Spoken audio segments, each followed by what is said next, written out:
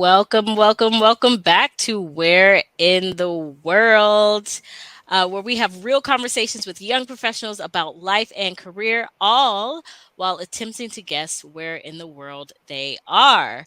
From time to time, we'll learn something new about our guests, about what it's like to forge your own career path as a young professional. And when we say young, we're really talking about a state of mind. You'll learn by watching this web series that your career may take many dips and turns over time. And just when you think you've made it, you might have to scrap it all and start from scratch. Sometimes that's just the way it goes, and we ride the tide. I'm your host, Clary Johnson, and I'm joined here today by Carlina Rose, who is a graduate student at the San Jose State University, pursuing her master's of urban planning. She's also juggling two roles, working as a student assistant for the Office of Sustainability at the University of San Jose. So, the big question that we're asking today is, how do I know when it's time to go back to school? It's a question that we get a lot in our mentoring sessions.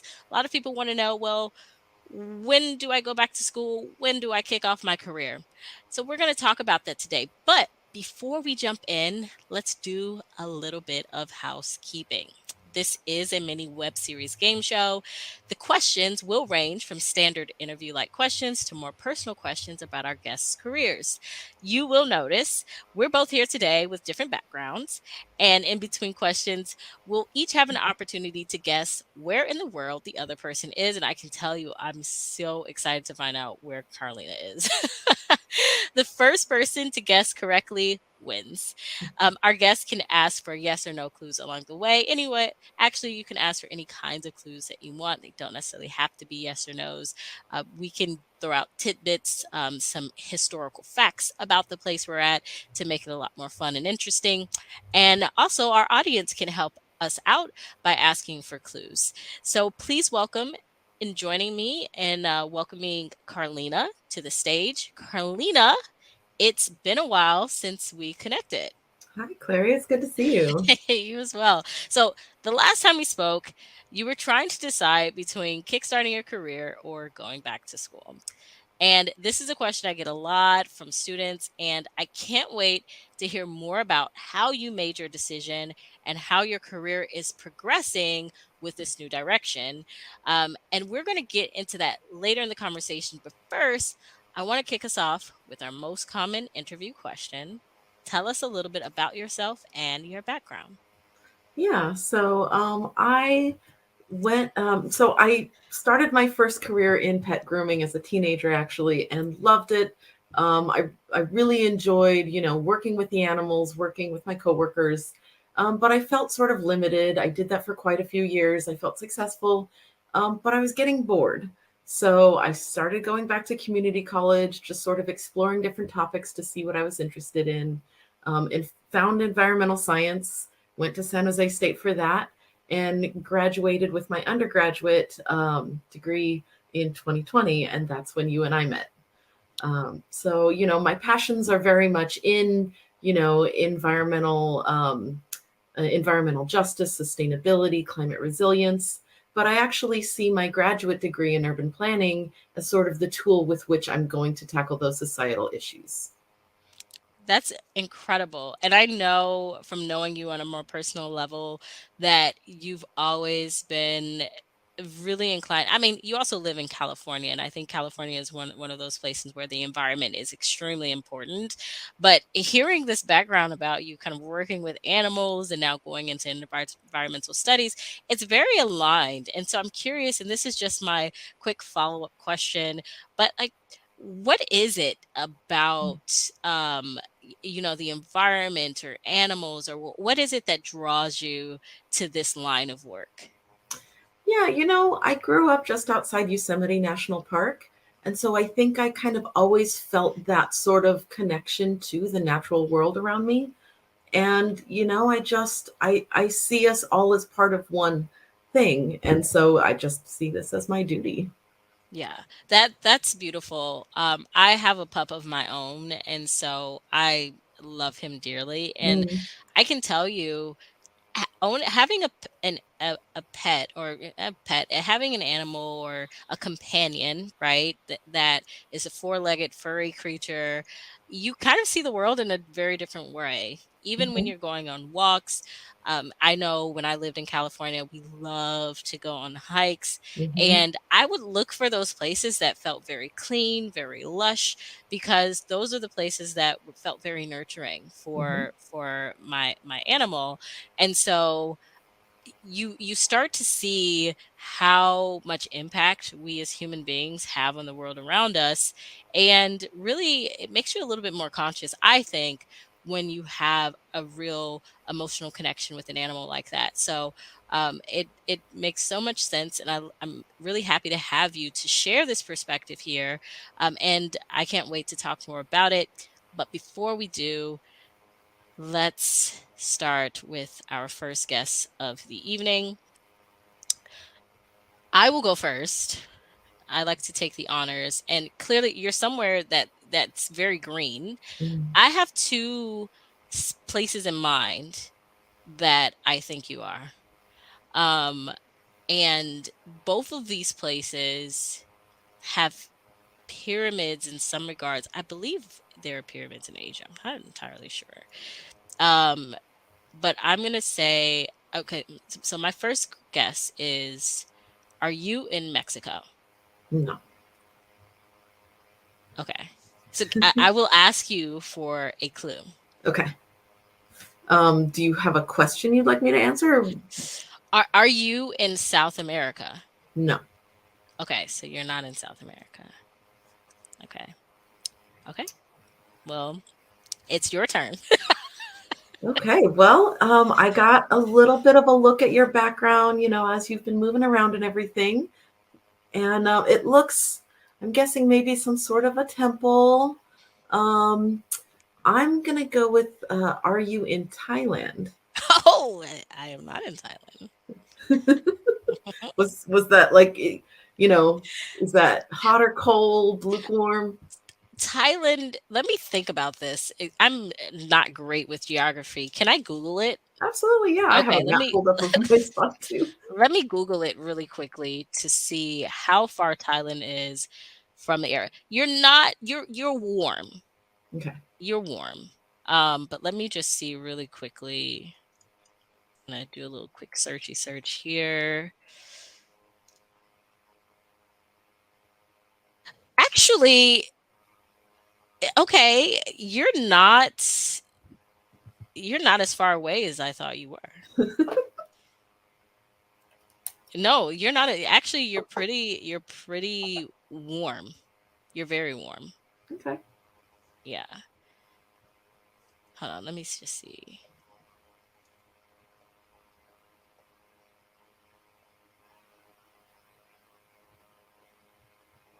Yeah, you're warm.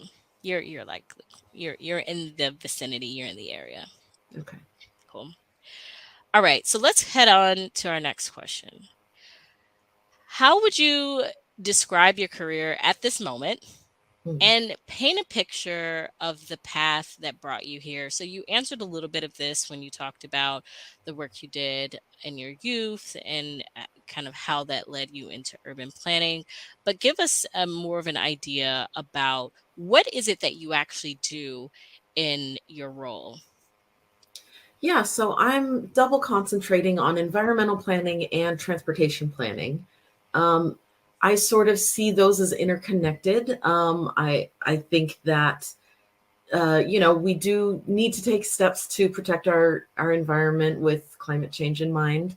And I think that transportation, one, is a very high emitter of greenhouse gases, and two is sort of that long range planning where we can reduce those impacts while also serving the community. So I haven't started my career quite yet. I am still in school, but I'm looking into, I would love to get into a local municipality, transportation planning, or whether it's a city or state. Um, but yeah, it would very much be sort of long term, with community involvement, just trying to make sure that we make choices that will last, something that's not going to be a quick fix. Yeah, and I used to work for the in the automotive industry, as you may know. So I'm very familiar with, especially again in California.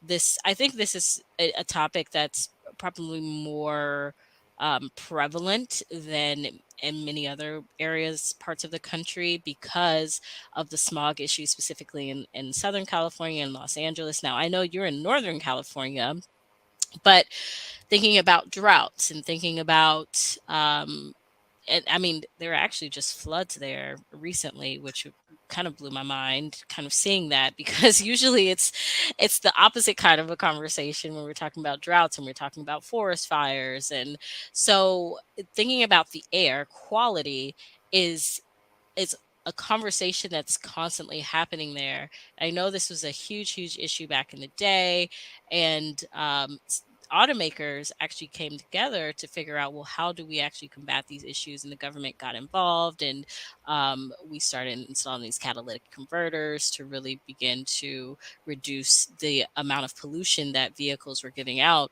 into the atmosphere. So it's interesting to see that, even years later we're still having this conversation.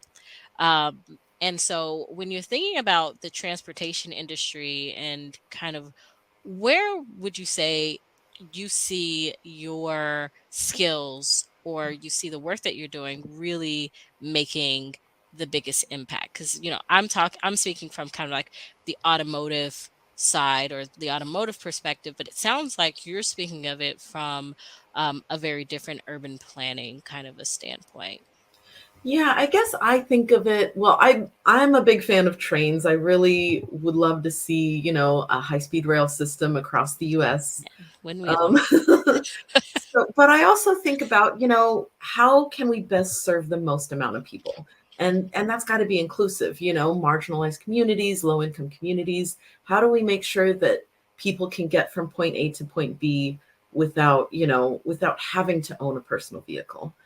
So there's something called last mile solutions where, okay, fine, we have a bus system, but how do you get to the bus stop? Is it in a location that's convenient for people who are going to use the service? Hmm. So those are sort of things that I think about when I'm thinking about transportation. And when we're talking about that last mile, that's once we get off the bus stop, how are we getting from the bus stop to our location? So Hmm. when we think about our kind of our divvy bikes or our Lyft scooters, Hmm. those are where we're talking about that kind of last mile of transportation, where they're super low energy emitting, but they still get us there pretty quickly and in a really convenient way. And I find this interesting conversation that we have here in the United States, because in many countries, in many countries, and I'm maybe even the country that we're at, they're using other forms of transportation like motorcycles or scooters, right? So I even have thought about in my own life of kind of that last mile. What would it look like for me to own a scooter here in the city of Chicago? And I think it's clearly it's possible because other areas are doing it. Hmm. So how can we make it more normalized here in the United States? Absolutely. Are we building walkable cities? Yeah. Are we creating safe, bicycle lanes? And there are a lot of things to consider there. Infrastructure. Okay. Okay, great. Cool. So let's go ahead and jump into our guesses. So you've already told me we're not anywhere in South America. So I'm going to say we're in Asia, in the Mhm. Asia region. Okay. Um are we in China? No. Okay, we are not in China. Okay. So give me a clue about where you're at. Give me some historical significance or Let's see. Um, there was, let me pull up dates because I want to be sure that I'm saying the right thing. okay. Um, oh, you know what I can say is this was a French colony. A French colony. Mhm. Oh, that's interesting. Okay, that totally took me in a new direction. Okay, I'm gonna have to think about that. All right, it's your turn. Okay. So let's see. Are you bordering China? Oh my goodness, you know where I am. I am bordering China. I am. Yes, yes, we are bordering China. So I have I have a couple of guesses. Okay. Um, kind of depending on. Well, I'll start with this. Are you in Myanmar? I Myanmar. am not in Myanmar, Okay. but you're warmer than you were with Thailand. I feel like you're slowly inching your way there. I have another guess, so we'll wait for the next round. You gotta hold it. You gotta hold it. But I can give you a clue. Okay. Okay. So this where I'm at, the country that I'm at, has the densest concentration of World Heritage sites. Oh, interesting. It is really interesting. I didn't know that. There are lots of other fun facts that I can tell you about this place, but I think any of them might give it away. Hmm. So I'm gonna give you the facts that aren't so obvious. Yeah. Okay, awesome. So let's go on, move on to our next question, which is the big hairy question of the evening. How did you decide to go back to school, and was it worth it? Hmm. Definitely worth it. You know, go the decision to go into my undergrad was easy because I was bored and I was discovering this passion for environmental sciences. So that was an easy choice. Going to grad school, however, did take me a lot longer to decide if that was going to be the right choice. And, one, because I had this degree under my belt, I have a previous career. So shouldn't I be ready for this next career? That's kind of where I was when I graduated. But again, I finished my undergrad during the pandemic, and there just wasn't a lot going on at the time in my field. Um, and the more I realized that urban planning was the route that I wanted to go, the more I was learning that there's a lot more to it than just having that undergrad degree. And if I wanted to be a successful urban planner, that I needed to go for the master's, just to make sure that I was doing the best work I could do. So, yeah, that all pushed me into getting going to grad school. Now, I find this really interesting because there are a lot of reasons why people might choose to go to graduate school. I chose to go to graduate school. My reasoning behind going to graduate school was one, I'm a first generation college student, Mm, college graduate. My sister is since gone and she's also gotten her master's degree. At the time, I was first generation college graduate, the first one to graduate from undergrad. So to go and get my master's degree felt like a win for my family. mhm, And it was something that I was really passionate about and I really wanted to accomplish. I also really loved school. School was for me. School, I will say, it's not necessarily for everyone. Some mhm, people thrive in hands-on experiences. Some people thrive like when we think about it, right? We have all different types of learners. We have people who learn visually, learns hands-on with experience, who learn by listening. And I feel that our careers are similar, right? The things that engage us are going to vary based on how we lean kind of with our senses. I loved reading. I loved learning. I loved absorbing information. And so it was easy for me to make the decision to continue my education mhm, because I genuinely enjoyed it. And then the other part was, I think similar to what you just said, is I wanted I I was in a place where I graduated with my bachelor's degree in broadcast journalism. And at the time, the industry was changing. There, social media was just blowing up. And there was this saying that, like, everybody's a journalist now. So there aren't any real journalists anymore. And there was a lot of anxiety around the field of journalism and Mm. just the survival of it. And what will journalism look like in 3, 4, 5 years, 3, 5, 10 years? But when I came out of undergraduate from the University of Illinois, already knew after having worked in a couple of newsrooms that it really just wasn't for me. I enjoyed the writing, enjoyed the creativity, but I was still trying to figure out how do I take these things that I enjoy and really apply them to an actual career path for myself. And through some mentoring, talking to some of my counselors, I found my path to public relations. And so I knew that I had the foundations to do public relations, but I hadn't had the kind of experience that I needed to understand what it was all about. So journalism felt like that next logical step to really dive in I'm sorry, learn journalism. Getting my master's degree in strategic public relation from the University of Southern California seemed like that next logical step where I could gain that information that I needed. And then I was really strategic about how I went to graduate school, Mm. because we know undergraduates degrees, um, especially if you go to school in your own state, they can be pretty affordable if you get a state scholarship. Mhm. If you go to a public school, University of Southern California was not a public school, and it also was not a school in my state. So taking the choice to go thousands of miles to the state of California and pursuing that graduate degree, I took on a lot of debt to pursue that, and so I needed to be very strategic about that choice.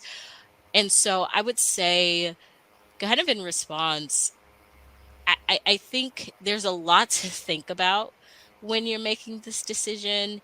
And really, it's about strategically placing yourself in a way where, for me, I was going to California, which had a high demand in the industry that I was looking to go into. I'd always wanted to go to California. I was going to a school that was the best at public relations, one of the best at public relations. And so I felt very secure in that decision that when I graduated, I would be totally prepared to then start my career. So I want to hear from you about what were some of the questions you asked yourself.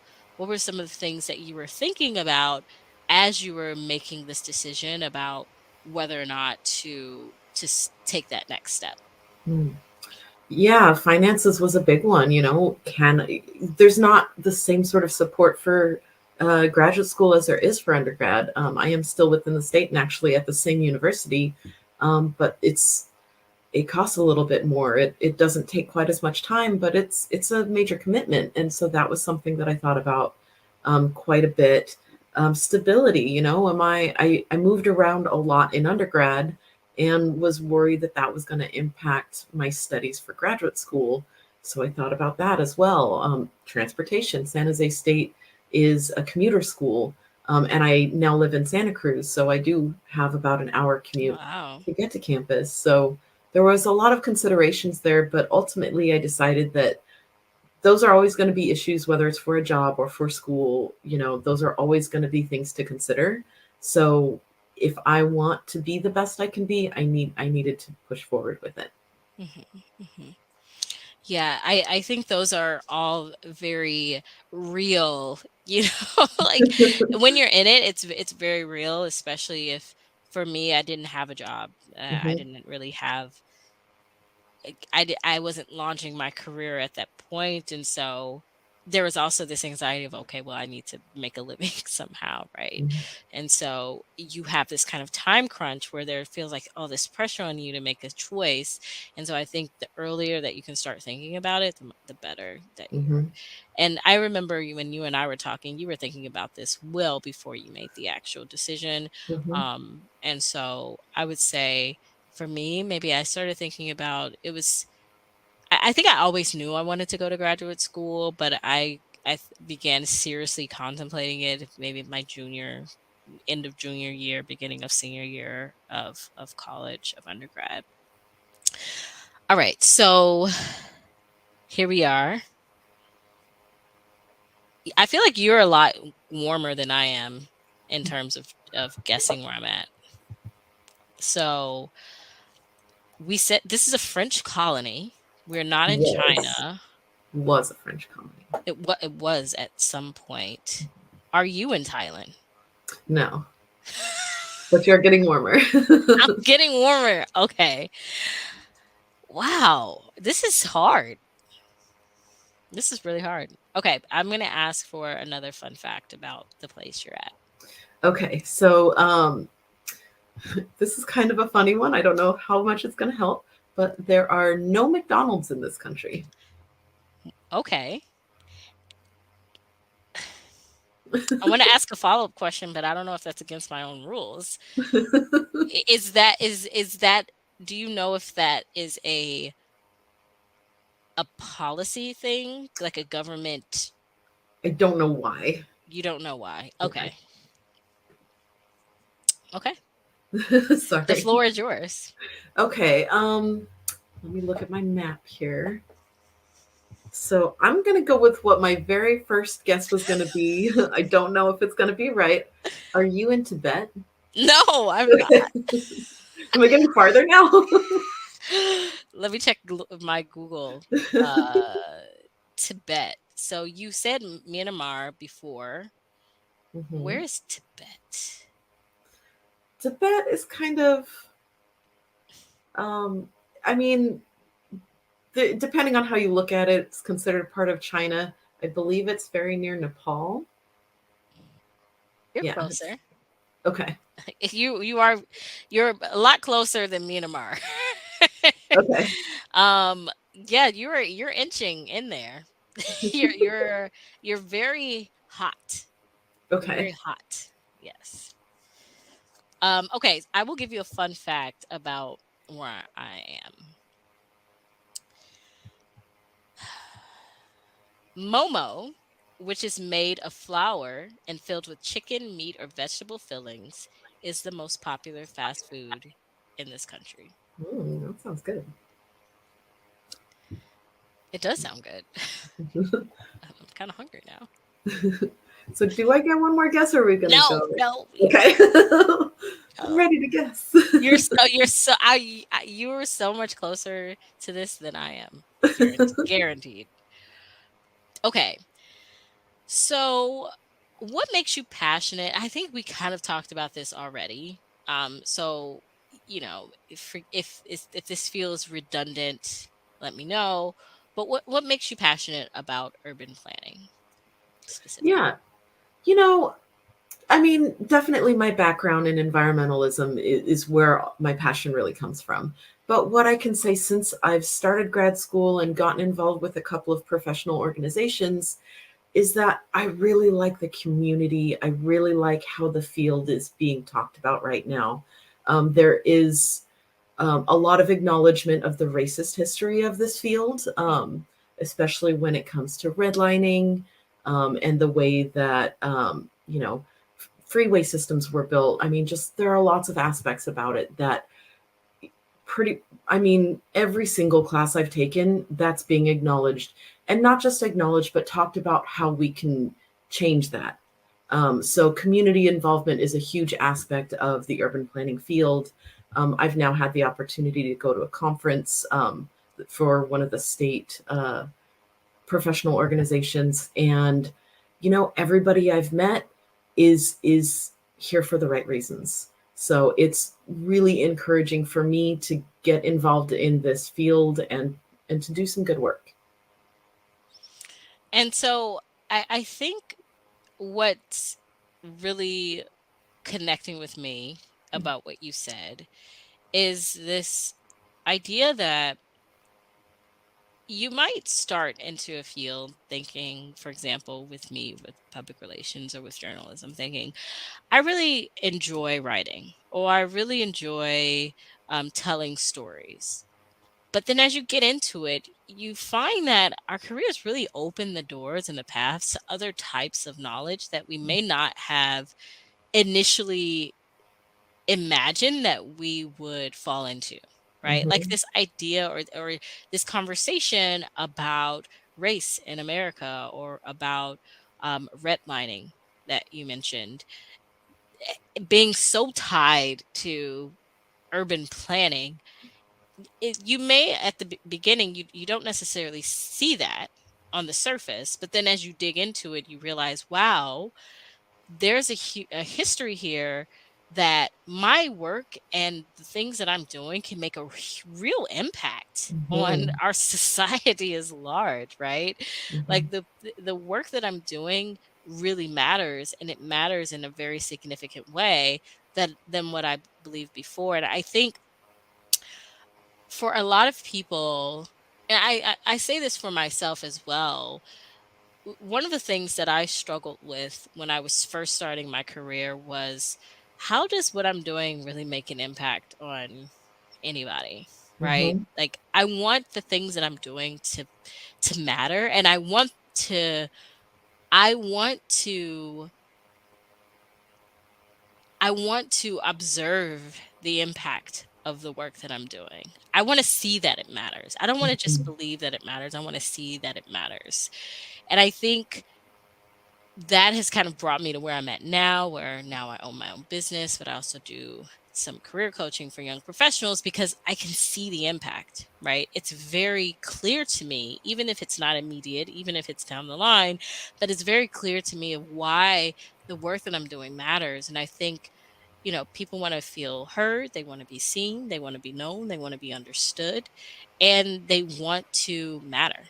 And Mhm. and so I I find that what you said is very, very profound because it shows me that you're kind of looking at the work that you do beyond, of course, environmental impact and environmental science and how this affects our communities and how it affects animals and how it affects nature and how it affects our future generations. All of that is very important, but also this additional layer of how does this affect, or how does the work that I'm doing impact the people that maybe I don't see on a day-to-day basis? Or how does this have an impact? How is this changing the story or the course of history?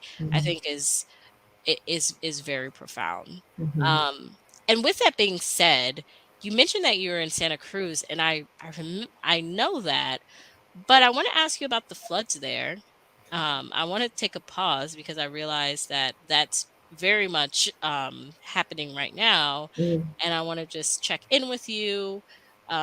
You live in Santa Cruz. Mhm. Is your family there? How are things going for you? Yeah, so I do have my twin sister here. Fortunately, both of us and most of my friends in town are in good places. There's a lot of flooding, a lot of landslides, a lot of downed trees. I know multiple people who are either evacuated or without power, or have had trees come down on their houses. Oh, But fortunately, most of the people, that I know, everybody's safe. They're okay. Um, the city's doing the best they can to take care of it as more water comes down right now. wow. But it'll be okay. But it's another devastating impact. We just had the CZU fire in 2020, so I think that really compounds the landslide issue. So there's a lot going on. It's busy here, but I'm safe. My people are safe, and thank you for asking. Yeah, I'm happy to hear that you're good, that you're safe, that your people are safe. Um, yeah, I mean, and I find that Northern California is is one of those places that's very interesting because it's so natural, it's so lush, it's so green. It's one of the most natural places that I've been to, I would say, in the United States. And I remember when I lived there, there were huge fires, and I remember walking around, waking up, and the sky is just like this. It was beautiful orange, but it was, it's also very dangerous to Hmm. inhale that smoke. But it was gorgeous. Like the sunsets are gorgeous, and so you know. and I think Northern California kind of goes through these cycles where it's fires, heavy droughts, and now this flooding. And the reality is that I don't know from a, and you would actually be able to speak better to this, if the infrastructure is even designed to handle that quantity of water. And I was talking to my mom about it, and she was saying, well, water, it's going to go where it wants to go, right? But still, I think there are some places that might be a little bit more like, if you think about Louisiana, right, where they experience hurricanes, or Florida, where the infrastructure is designed to, the homes there are on stilts. It's designed to accommodate for the weather there for water, whereas somewhere like Northern California, you don't expect there to be those kinds of floods. So I think that makes it even more particularly devastating. Yeah, there's one sort of housing development that's near the river here in town called the Tannery. It's an arts community, and that was designed with flooding in mind because it is very close to the river. However, we have a road called West Cliff, which goes along the coast. That large chunks of it are wiped out right now. There's tons of erosion from the high tides and the crashing waves. So some areas are designed for it and some are not. Yeah. And we're going to see longer impact, lasting impacts from that. So Well, my heart is with you. My thoughts, my prayers are with you and your family during this time, and will continue to be. thank you. Okay, so it's my turn. How warm am I? Did I even guess a place? I'm just gonna throw a place out there. Bangladesh. You're getting closer. Oh, Okay, what was the last one you said? You said Thailand? I did say Thailand. That's the closest one so far. Oh, Thailand is the closest. Yeah. Okay. So I've I already can made my guess. I I've can already give you a hint that Thailand is bordering my country. Okay. Well, that really narrows it down, because it looks like there are only three countries that are bordering Thailand. Is that sound about right? All right. Mhm. All right. Okay, Weird. so my guess, I think you said Tibet was getting much closer. Oh, So I'm yes. going to guess Bhutan. Bhutan. No. But you're even closer. Okay. You're really inching up I there. feel like I'm circling it. You're so not quite circling. Okay. You're like slowly Okay. getting closer and closer and closer, but you're going in the right direction, I would Okay. say. You're not quite bordering where I'm at, but you're also not that far away. I'll give you another hint. Okay. Okay. So 80% of the population in this country is Hindu. Okay. 80%. It's pretty amazing. Okay. So, what are the greatest challenges that you'd say you faced as a young professional with career growth? Hmm. Um, you know, I think I don't know if this is career growth, but as far as ag- just acknowledging my own skills, I spent my first year in grad school not talking at all about my previous career.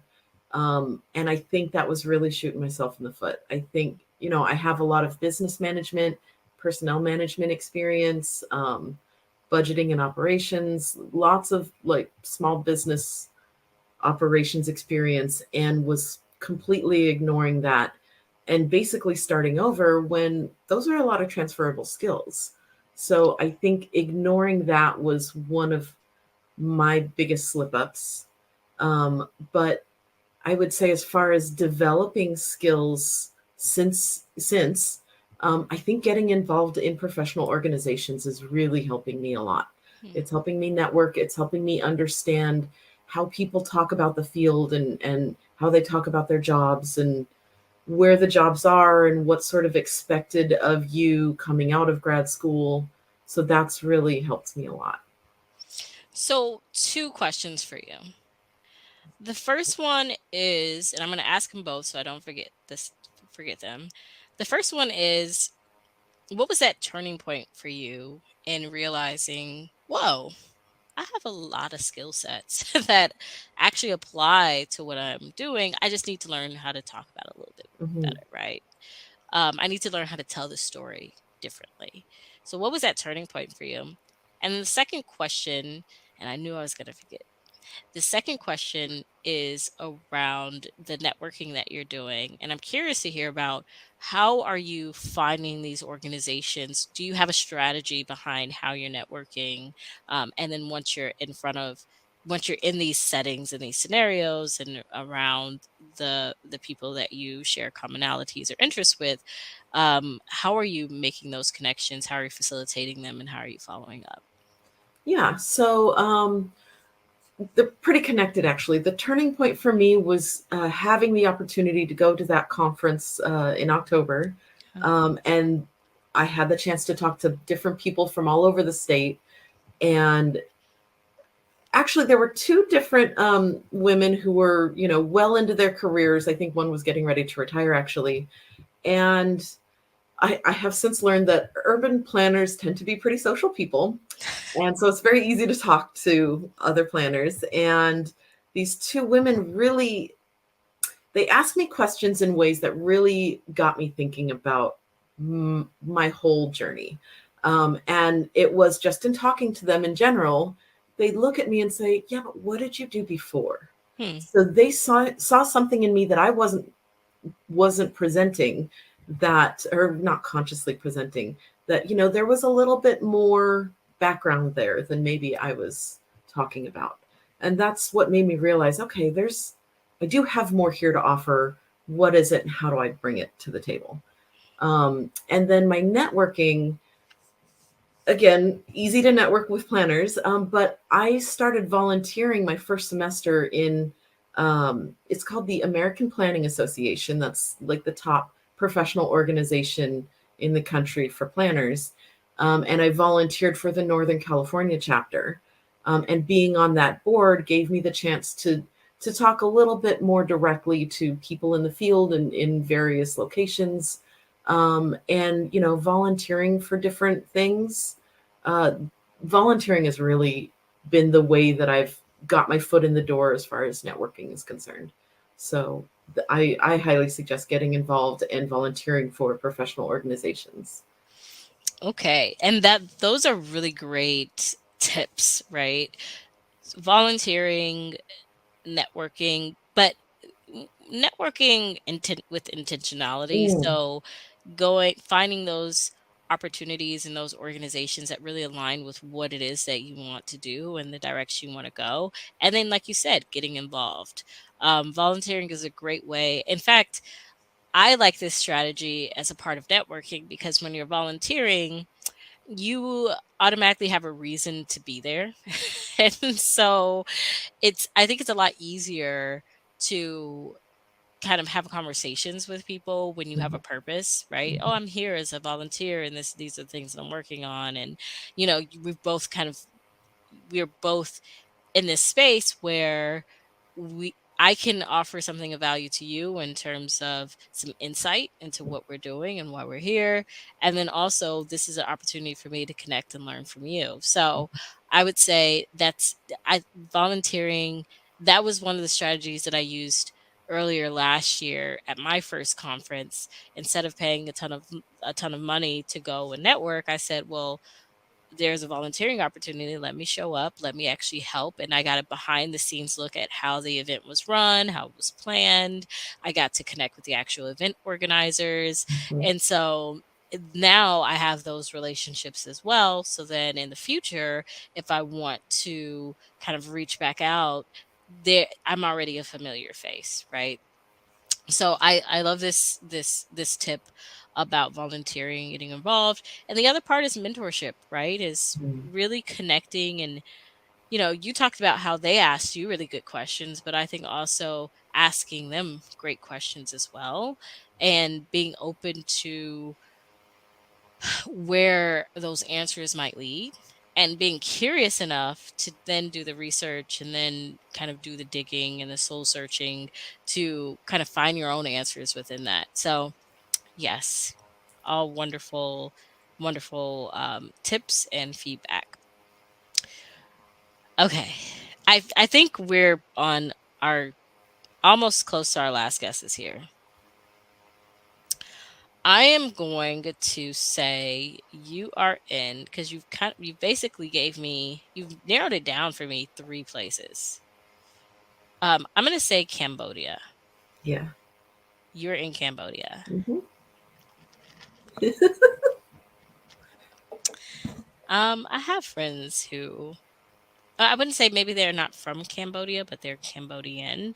That I still don't know too much about Cambodia. So I'm curious, why did we choose Cambodia?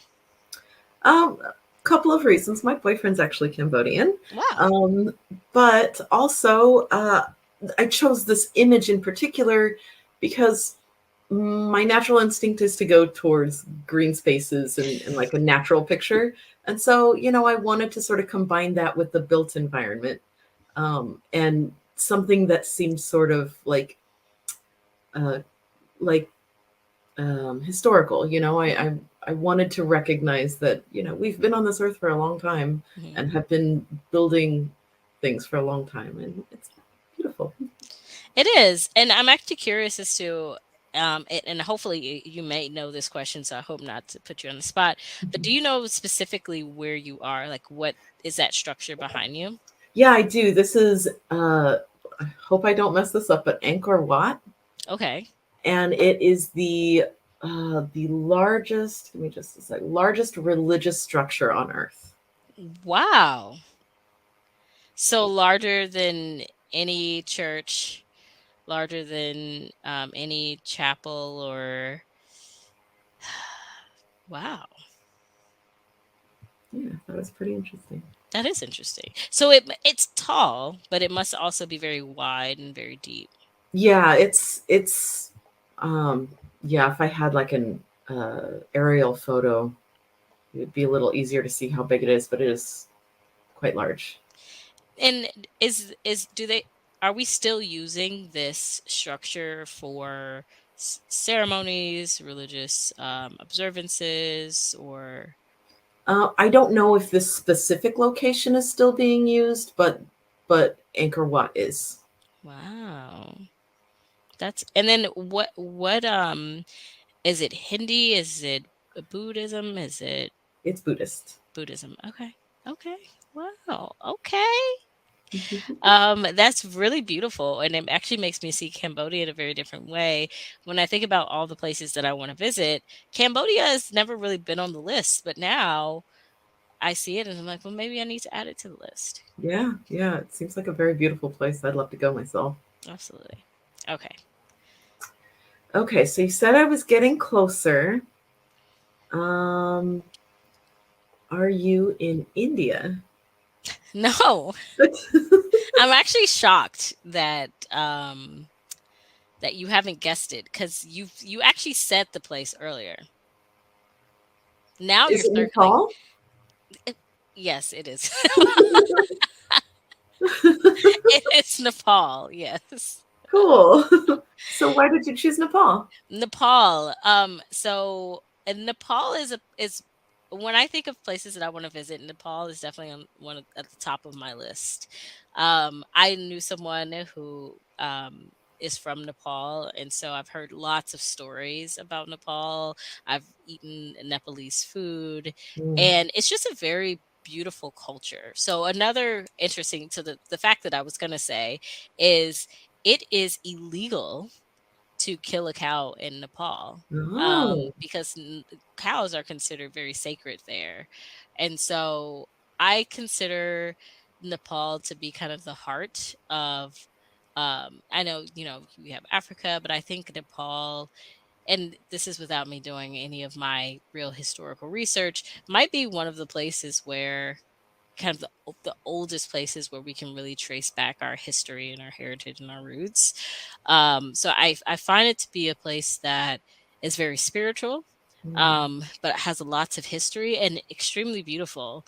So if you know, it's home to, I believe, the highest mountain peak, right? Yeah, the world's highest, Mount Everest, is there.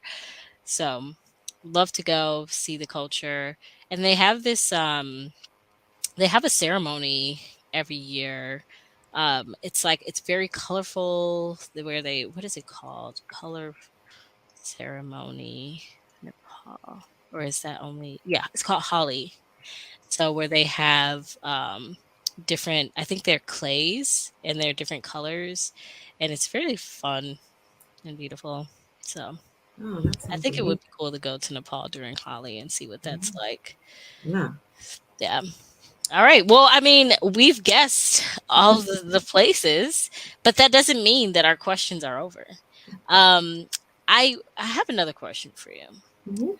What would you say to a young professional who's trying to decide whether to start working or go back to school? Oh, wow. I think I would want to talk about pros and cons of each. And um, I don't see why it has to be mutually exclusive. My goal is to start my career before I graduate. Um, and I don't I don't see timelines as like such a linear thing. We're not on anybody else's schedule but our own. So personally, I would think it's worth it if it's something that somebody feels they have the capacity to do.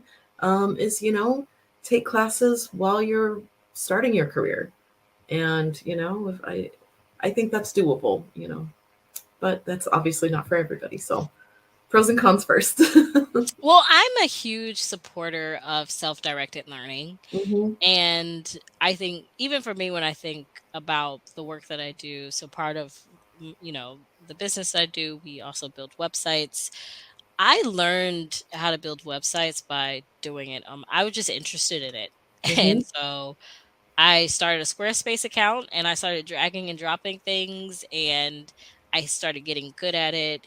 And then I was curious as to how people created different designs. And then so I started to observe how they layered their designs. And I was like, oh, okay, so this is how we make something feel more clean, or how to make it stand out, or to feel more vibrant, or more dynamic. And so I just picked up, because I had that curiosity. Hmm. um, I started to just pick up on things, and slowly but surely I became pretty good at it, to the point where now I can actually deliver this knowledge as a service to my clients and help them to grow their brands. Hmm. So I think exactly what you're saying. And I think you mentioned taking classes, and that's there for everyone.